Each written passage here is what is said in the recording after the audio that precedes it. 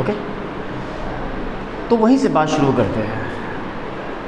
हम एक बहुत अच्छे टीचर हैं, और अगर ये बात हम स्वीकार कर लें, कल के दिन हमने एक क्लास बनाई, उस क्लास में अकेले एडमिनिस्ट्रेटर भी हम हैं, टीचर भी हम हैं, प्यून भी हम हैं, हमको बाहर जो सोशल मीडिया प्रचार करना है उसकी रिस्पॉन्सिबिलिटी भी मेरे ही ऊपर है। तो इन सारी चीज़ों का फ़ायदा फाइनली मिलेगा भी किसको?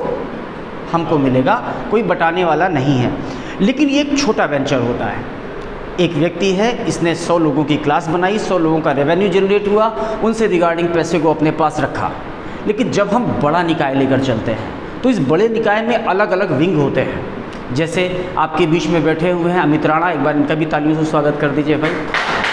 अमित राणा को जिम्मेदारी दी गई है मार्केटिंग की। What type of marketing? हम किसके बारे में बात कर रहे हैं? एक काम आप लोग इस समय बैठकर कर रहे हो, कॉल करते हो दिन भर में, हम लोग अभी फीडबैक भी देखेंगे उसका। आप कॉल करते हो, कल को ये कॉल कन्वर्ट होगी, जब कन्वर्ट होगी तो बच्चा यहाँ तक आएगा।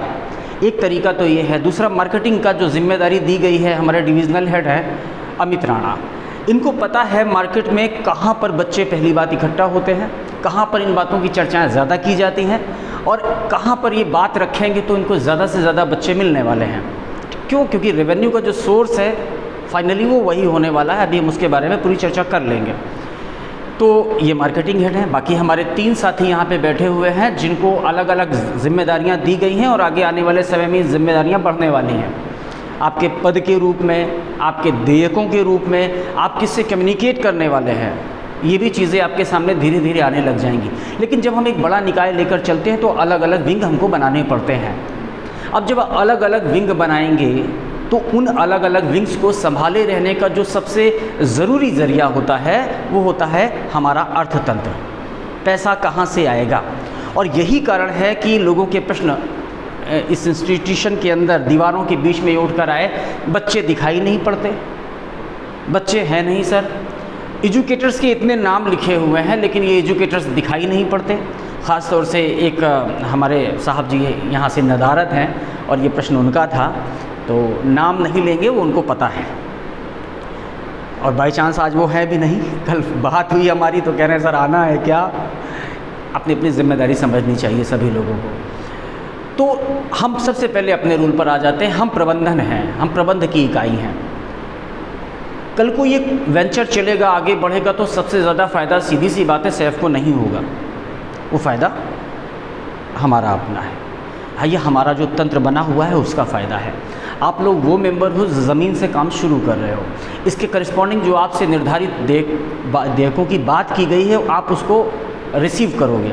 कल को आप एक्स्ट्राऑर्डिनरी वर्क करते हो तो उसके रिगार्डिंग आपको रिवॉर्ड्स मिलेंगे निश्चित रूप से। और कल को अगर ये संस्था बहुत बड़ी हो जाती है, एक समय आएगा काफ़ी पुरानी भी हो जाती है, तो सैफ हो या इमरान हो या अमित हो, ये लोग जाने जाएंगे और बड़े बड़े इंस्टीट्यूशन चाहेंगे कि इनको हायर कर लें। क्यों? क्योंकि वो अनुभव लेने जा रहे हैं कि एक ऐसी संस्था को जहाँ पर कुछ नहीं था हमने चलाया कैसे। तो अनुभव की बहुत बड़ी बात होती है। तो सबसे पहले हम प्रबंधन के लोग हैं, इसलिए हमारा जो नज़र है वो क्वालिटी एजुकेशन पर भी है और हमारा अर्थतंत्र मजबूत कैसे होगा इस पर भी है। इसलिए किसी भी प्रश्न से पहले सोचिए कि क्या हम अपने लाभ के लिए उन्मुख नहीं हैं? निश्चित रूप से होंगे। वाई? आपसे क्यों कहा जाता है कि आप कॉलिंग करिए? अगर हम आपको स्वतंत्र छोड़ दें, आपसे फीडबैक नहीं लेंगे तो आप कॉलिंग क्यों करोगे? अगर आपको कहा गया कि आपका इतना वेतन है, that will surely be given at the end of month, तो आपको क्या करना है कॉल करके भाई। लेकिन ऊपर से एक आदेश आता है कि नहीं भाई आपने कॉलिंग कितनी करी है, फीडबैक क्या है। आज तक आप में से किसी को किसी ने डांटा तो नहीं है? क्योंकि पहले दिन जो हम लोगों की मीटिंग हुई थी वो इसी बात पर हुई थी कि सबसे पहले हम इंसान हैं, इसके बाद जाकर हम कुछ भी बनते हैं, पर इंसानियत पहली चीज़ है, वो पहली सीढ़ी है।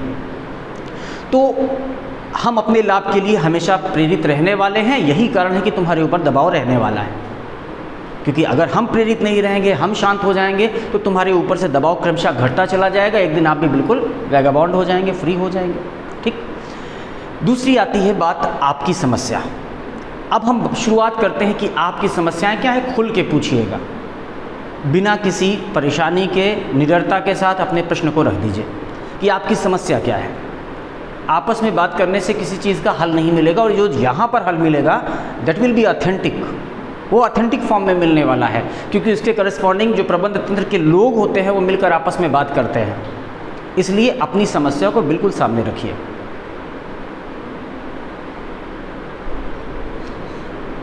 अपनी समस्याओं को सामने रखिए। चलिए मैडम जो शुरू करते हैं, सबसे आप में से सबसे सीनियर हैं मैडम। कोई समस्या नहीं आ रही जी? अच्छा, खैर वो समस्या क्या थी, हो सकता है बाकी लोगों के सामने भी आए।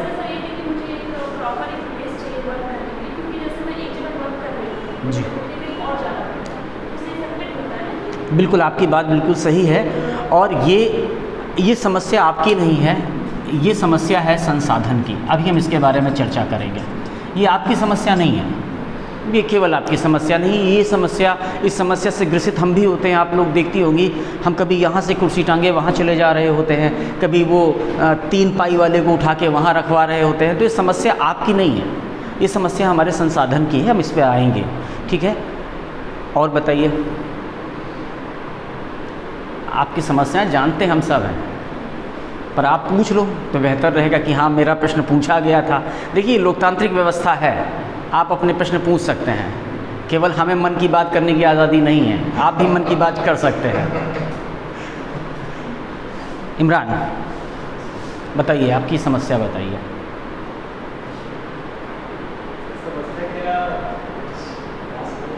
जी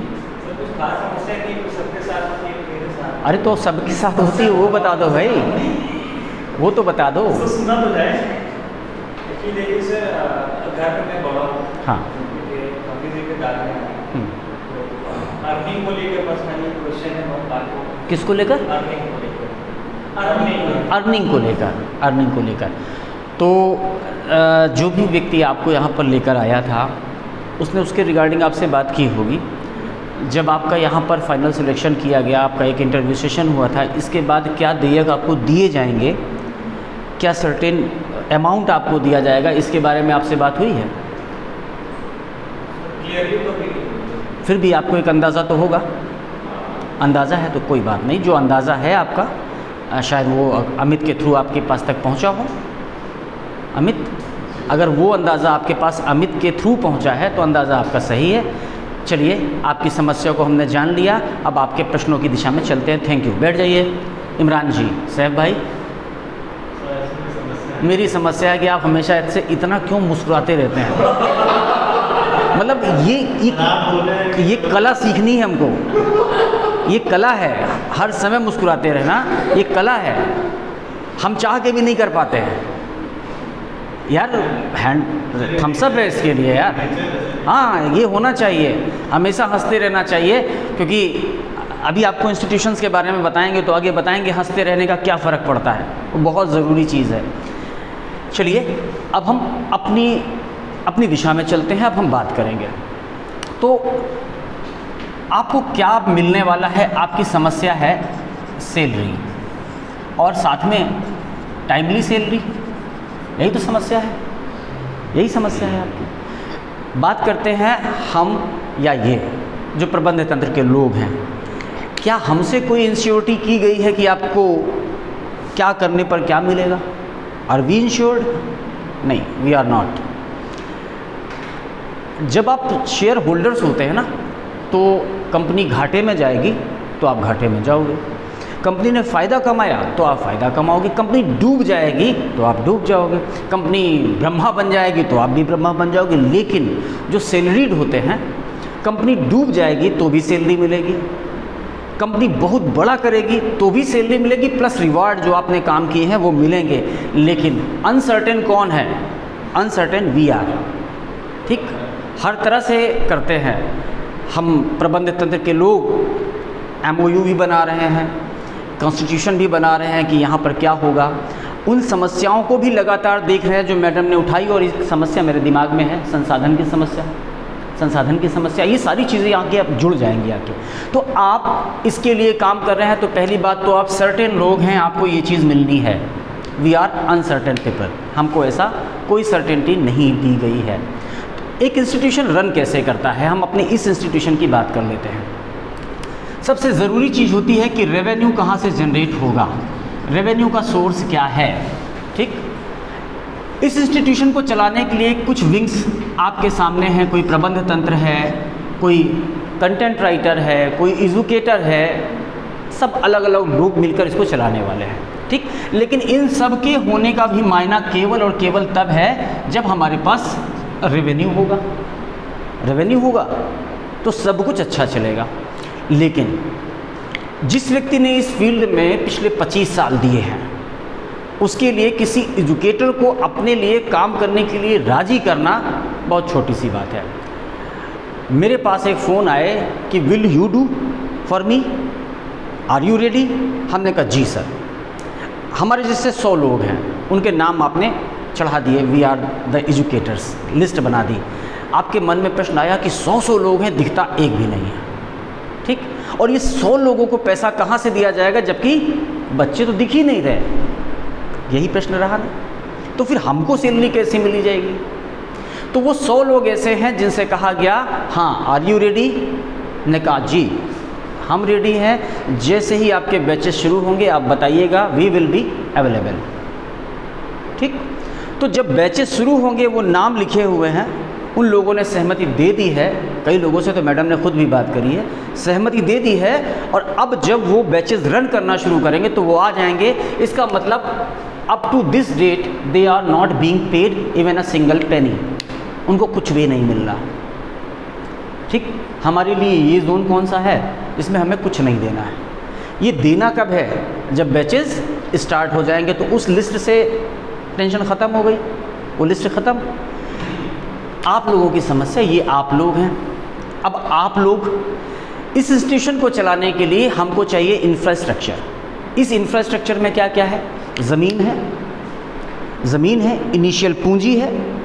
इनिशियल पूंजी के अलावा आप लोगों की जो छोटी मोटी मांग होती हैं, जैसे अभी मैडम की थी, ये छोटी मोटी चीज़ें हैं। तो ज़मीन हमको दी ऐसे ही किसी व्यक्ति ने, जिसने कहा कि ये भविष्य का निवेश हो सकता है। ठीक है, ये भविष्य का निवेश हो सकता है। अगर भविष्य में ये आगे जाएंगे तो हम आगे जाएंगे, पर अगर ये डूब भी गए तो हमारी ज़मीन हमारे पास है। तो कुल मिला के ज़मीन से समस्या आपकी ख़त्म हो गई। ज़मीन से अब आपका कोई मतलब नहीं कि इसका 1 लाख जाएगा कि 1.5 लाख जाएगा कि 2 लाख जाएगा। इससे न मेरा मतलब है ना आपका मतलब है, क्योंकि जो व्यक्ति हमको उपलब्ध करा रहा है इंफ्रास्ट्रक्चर ज़मीन का, वो व्यक्ति कहीं ना कहीं शामिल है, और वो हित लाभ में भी शामिल है और हानि में भी शामिल है, दोनों चीज़ों में शामिल है। He is also a share holder. ज़मीन की समस्या समाप्त हो गई। लेकिन अभी भी फंड की ज़रूरत क्या है इंफ्रास्ट्रक्चर में, ज़मीन तो हो गई, आपके बैठक की व्यवस्था होगी। आपकी बैठक की व्यवस्था, जो हमारे मैनेजर्स, जो हमारे कोऑर्डिनेटर्स हैं, उनकी सैलरी की व्यवस्था। अब किसी भी ऐसे इंस्टीट्यूशन को चलाने के लिए, कॉरपोरेशन को चलाने के लिए एक टर्म आता है, कौन सा टर्म आता है, फाइनेंसर। इस फाइनेंसर की भूमिका क्या होती है। फिल्मों में फाइनेंसर आप देखते हो, असली ज़मीन में भी यही फाइनेंसर होते हैं। ये किस मोटो के तहत काम करते हैं कि हम 10 लगाएंगे 50 पाएंगे, हम 10 लगाएंगे तो 50 पाएंगे, और ये दीर्घकालिक या लघुकालिक इन्वेस्टमेंट हो सकता है। ठीक, हम नए हैं, हमारे साथ समय देना पड़ेगा। ये जो फाइनेंस करता है उसको भी पता है कि इलाहाबाद जैसी जगह में, जहाँ पर पूर्व से स्थापित लोग हैं, वहाँ पर नवीन स्थापना के स्रोत चाहे कोई भी हो, उनको एक अच्छी खासी जद्दोजहद करनी है। ठीक, इसके बावजूद आपको पिछली मीटिंग में एक चीज़ हमने कही थी कि वो 5000 6000 जो लड़के हैं जो यहाँ पर आते हैं, आज दृष्टि एकेडमी ने बड़ा सा अपना इश्तहार छापा है अमर उजाला में। उसमें 2 बच्चों के नाम मेंशन है। एक की रैंक है 226, जो कि गोरखपुर के रहने वाले हैं, त्रिपाठी जी, 226वीं रैंक पर हिंदी माध्यम, और 454 नंबर पर एक और तस्वीर छपी है, पूरे पन्ने का इश्तहार है, आप लोग अमर उजाला देख लीजिएगा। और ये दोनों को दोनों स्टूडेंट दृष्टि के नहीं हैं, ये हम जानते हैं, क्योंकि जो गोरखपुर वाले हैं वो खुद अपनी एक इंस्टीट्यूशन रन कर रहे हैं, उनका नाम है यूपीएससी हिंदी, उनका खुद का इंस्टीट्यूशन है, और वो अपने चैनल पे बार बार कहते हैं कि मेरा सिलेक्शन यदि हुआ तो किसी का हाथ नहीं। पहले कहते थे, अब जब हो गया है तो भी कहते हैं मेरे सिलेक्शन में किसी का हाथ नहीं। ठीक, लेकिन दृष्टि वाले क्लेम करते हैं कि नहीं मेरा हाथ है। वो क्लेम करते हैं। इसके करस्पॉन्डिंग दिल्ली में जब इनका सेमिनार हुआ था वहाँ पर भी ये पहुँचे थे, और अब लखनऊ इलाहाबाद में होना वहाँ पर भी ये पहुँच रहे हैं। दे आर क्लेमिंग, लेकिन सच क्या है ये 226 नंबर वाले भी जानते हैं, 454 वाले भी जानते हैं, और हम मान भी लें कि सच है ये, तो बताओ इसमें इलाहाबाद का पार्टिसिपेशन कहाँ है? जिस व्यक्ति ने गोरखपुर छोड़ा ही नहीं, उसके लिए इलाहाबाद ने क्या किया? और अगर इलाहाबाद ने कुछ नहीं किया तो इसका मतलब है दृष्टि से एक भी सिलेक्शन इलाहाबाद से नहीं हुआ है, और अगर नहीं हुआ है तो इसका मतलब है जितने नए वो हैं उतने ही नए हम भी हैं। जितनी पॉसिबिलिटीज़ उनके पास हैं उतनी ही पॉसिबिलिटीज़ हमारे पास हैं। भाई तुम 0 सिलेक्शन करा सकते हो तो हम भी करा के दिखा देंगे, कम से कम इतनी पॉसिबिलिटी तो है ना। पर इसके बावजूद हमारे पास क्वालिटी एजुकेटर्स की टीम है और विज़न है।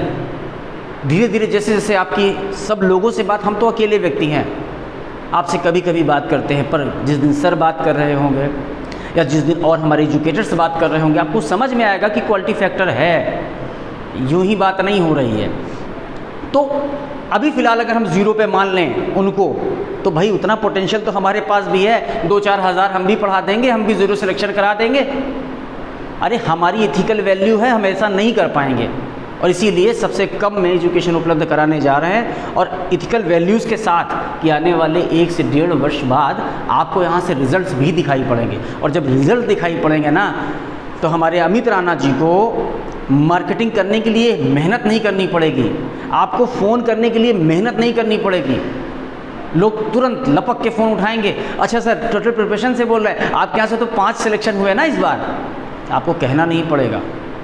शुरुआत में नाम बनाने के लिए बहुत मेहनत लगती है, धीरे धीरे ये मेहनत कम होती जाती है, पर जो आपकी सैलरीज होती है ना, वो समय के हिसाब से, ग्रोथ के हिसाब से बढ़ती चली जाती है। ठीक है, तो ये फाइनेंसर अगर 10 लगा रहे हैं तो किस वजह से लगा रहे हैं कि इनको भविष्य में 50 आने की उम्मीद है। इसका मतलब ये उम्मीद से ही नहीं है जो पैसे लगा रहे हैं, ठीक। और ये जो पैसे लगा रहे हैं उसका यूज़ हम कहाँ कहाँ करेंगे? इंफ्रास्ट्रक्चर में। इंफ्रास्ट्रक्चर में क्या क्या शामिल है? मैडम ने कहा इनके पास अलग स्पेस नहीं है, तो अब आप समझ गए कि अलग स्पेस क्यों नहीं है। क्योंकि जो फाइनेंस आ रहा है, हमको पहले उस सेटअप को बनाना है जिससे रेवेन्यू जनरेट होना शुरू हो जाए। उस सेटअप में क्या क्या आता है? उस सेटअप में आता है हमारा आईटी विभाग, जो हमारी कॉपीज़ जो हम लिख कर देते हैं वो बनाता है, जो हमारे पोस्टर्स बनाता है। इसके अलावा हम उन लोगों तक अपने पोस्टर्स पहुंचाएं, उसके लिए पोस्टर्स का छपा होना ज़रूरी है, तो पैसा हम वहां लगाएंगे, ठीक। इसके बाद उसके सर्कुलेशन में पैसा लगेगा, ट्रांसपोर्टेशन में पैसा लगेगा। तो फाइनेंस कहाँ जा रहा है? अभी हमारा ध्यान इंफ्रास्ट्रक्चर में कम है। इंफ्रास्ट्रक्चर अगर ज़रूरी है तो देखिए कंप्यूटर लाकर रखा गया, यूपीएस लाया गया, जो ज़रूरी चीज़ें हैं। आज आप देख रहे हो, आज आपके पास बैठने की जगह नहीं मिल रही है, ये बड़ी खुशी की बात है। क्योंकि एक दिन हम लोग 5-5 कुर्सियों में पैर लगा के बैठते थे, इतनी जगह थी हमारे पास। ये बड़ी खुशी की बात है कि आपको खड़े होने की भी जगह ना मिले। किसी भी इंस्टीट्यूशन के लिए इससे खुशी की बात क्या हो सकती है कि अरे सर प्रबंधन ही बाहर खड़ा था, इतने बच्चे थे। सही है कि गलत? तो धीरे धीरे सारी चीज़ें लेवल पे आएंगी। तो जब संसाधन हम बढ़ाने में आएंगे, उस समय मैडम आपके पास अपना केबिन होगा, आपके पास अपनी टेबल होगी, आपके पास भी एक प्यून होगा जो आके पूछेगा मैम पानी लिए आए क्या? अभी क्या देखती हैं आप, हम बोतल लटकाए चले जाते हैं, ऊपर से लेकर पानी आते हैं, ठीक है। और ये हम सब करते हैं, समय समय पे करते हैं। पर क्या इतने बड़े इंस्टीट्यूशन का जब हम लोगों ने एक रेखांकन बनाया है, तो उसमें क्या कहीं पर ये व्यवस्था नहीं होगी कि एक पानी भरने वाला हो? निश्चित रूप से होगी। लेकिन हम उपलब्ध संसाधनों का